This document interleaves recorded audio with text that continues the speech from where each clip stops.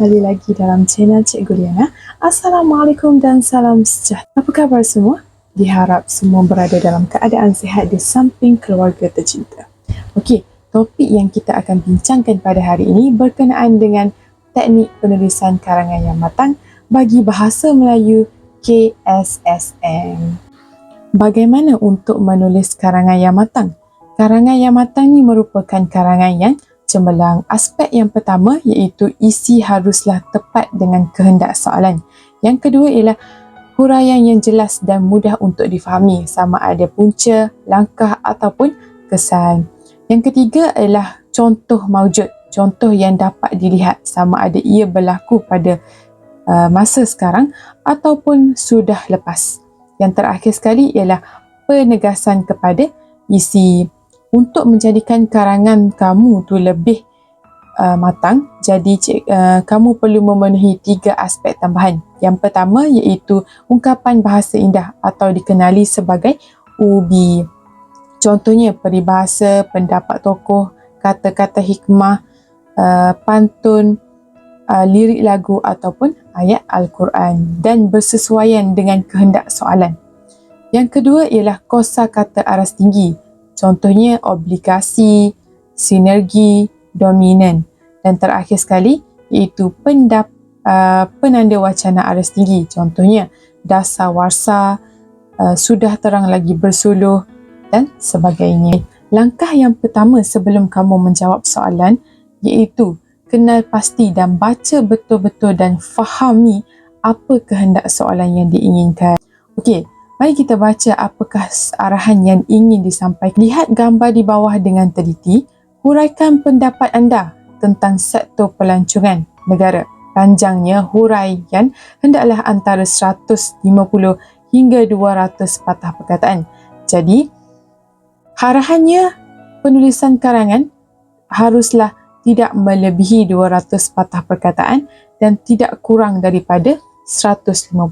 Jadi, jika terlebih, maka karangan kamu tidak dikira penutup. Formula yang boleh kamu gunakan untuk hasilkan pendahuluan yang mudah dan difahami iaitu formula MISOP. Okey, kita tengok ayat bahagian masa ataupun isu. Dewasa ini sektor pelancongan. Sektor pelancongan tu merupakan isu ataupun tema. Merupakan elemen yang penting dalam menyumbang kepada kemajuan ekonomi sesebuah negara. Jadi, isunya berkaitan dengan sektor pelancongan. Jadi, ayat isu semasa, contohnya di Malaysia, Kementerian Pelancongan Seni dan Budaya Malaysia telah merangka pelbagai usaha dalam memastikan sektor pelancongan di negara kita sentiasa berkembang dan mencapai sasaran yang diimpikan. Jadi isu semasa pelajar perlu tekankan di mana, sama ada di Malaysia ataupun di luar negara. Plus, siapa yang terlibat? Kementerian Pelancongan dan Seni Budaya berkenaan dengan isu tersebut. Dan apa yang dilaksanakan? Pelbagai usaha dilaksanakan untuk pastikan ekonomi tu meningkat. Dan sebab alasan kenapa ia laksanakan pelbagai usaha. Hal ini dikatakan demikian kerana melalui sektor pelancongan ini, negara mampu menarik ramai pelancong asing berkunjung ke Malaysia bagi menikmati keindahan alam semula jadi dan variasi budaya di sini. Oleh itu, semua pihak yang bertanggungjawab seharusnya mewujudkan pelbagai inisiatif bagi memastikan sektor pelancongan di negara kita mampu berdiri sama tinggi dan duduk sama rendah dengan negara di luar ataupun negara-negara maju. Jadi, perkataan biru tu merupakan ungkapan bahasa indah. Yang terakhir berkenaan dengan persoalan dan isi, saya sediakan 2 formula untuk memudahkan kamu menghurainya dengan baik. Okey, formula yang pertama, I have to cut. Pada hemat saya, antara usaha yang boleh dilakukan bagi memajukan sektor pelancongan ialah promosi pelancongan. Jadi, idea yang pertama yang berkenaan dengan promosi pelancongan. Huraian yang pertama, apa sama ada kesan ataupun bagaimana langkah dan sebagainya. Apabila kerajaan dan sektor swasta bergabung tenaga Jadi dia tekankan kepada pihak kerajaan ataupun swasta yang mereka perlu bergabung tenaga untuk melaksanakan promosi pelancongan di dalam negara ataupun di luar negara. Pastinya dapat meningkatkan lagi kemasukan pelancong asing. Okey, huraian yang kedua, usaha yang dilakukan ini menjadikan Malaysia dikenali sinetron dunia dan dapat menarik pelancong asing untuk menikmati keunikan yang terdapat di Malaysia dengan lebih dekat. Jadi huraian yang kedua menekankan kepada isi huraian yang pertama. Terusnya itu contoh yang mawujud. Sebagai contoh, kerajaan.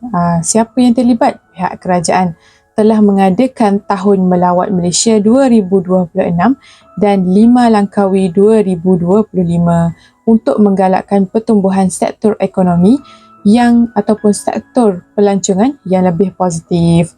Jadi contoh jelas. Siapa yang terlibat? Pihak kerajaan. Apa yang dia buat? Dia buat Tahun Melawat Malaysia ataupun 5 Langkawi. Sebab apa? Untuk menarik pelancong dan meningkatkan sektor pelancongan. Seterusnya iaitu ungkapan bahasa indah. Oleh itu, langkah efisien yang diambil oleh pihak kerajaan amatlah sesuai dengan peribahasa, di mana ada kemahuan, di situ ada jalan. Yang terakhir iaitu penegasan isi. Kamu harus tegaskan isi yang pertama iaitu promosi pelancongan. Jelaslah penanda wacana penegas bahawa aktiviti mempromosikan sektor pelancongan merupakan salah satu usaha yang wajar dilakukan bagi meningkatkan prestasi ekonomi di negara seperti negara maju. Formula yang kedua iaitu ikan siakap cicah kicap kampung laut pedas. Apa tu ikan? Ikan tu bermaksud idea ataupun isi kamu berkenaan inisiatif tadi. Siakap, apa siakap? Sebab apa kamu laksanakannya? Dan cicah, contoh haruslah mudah difahami dan mawujud. Kicap, kesan kepada contoh dilaksanakan. Dan kampung laut pedas, kesan lanjutan. Akhir sekali ialah penegasan kepada formula perenggan penutup itu sahaseu. Apa itu sahaseu? Okey, contoh untuk ayat saranan iaitu cadangan. Contohnya, kesimpulannya, semua pihak haruslah berganding bahu dalam usaha memajukan sektor pelancongan negara demi kebaikan bersama. Saranannya siapa? Ia menyarankan bahawa semua pihak berganding bahu untuk meningkatkan sektor pelancongan. Yang kedua, harapan atau kita guna agar ataupun supaya. Kerjasama dan komitmen dari semua pihak amatlah dituntut agar apa yang kita impikan semua dapat menjadi realiti dan bukannya fantasi semata-mata. Dan ayat seruan mengajak kita untuk buat baik, mengajak orang ramai untuk berbuat baik. Justru itu, marilah kita bersama-sama menyokong agar segala usaha yang dilakukan oleh pihak kerajaan maupun swasta dalam memajukan sektor pelancongan di negara Malaysia dengan sepenuh hati. Jadi, menyarankan kita untuk menyokong kedua-dua pihak tersebut dalam usaha meningkatkan sektor pelancongan. Terakhir sekali iaitu ungkapan bahasa indah. Keberkesanan dalam merealisasikan impian ini dapat diibaratkan seperti ke bukit sama didaki, ke lurah sama dituruni.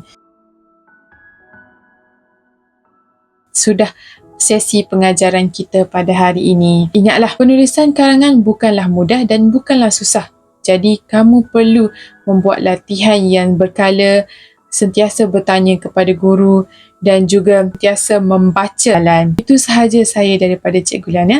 Salam cinta, jumpa lagi. Assalamualaikum. Terima kasih dan bye-bye.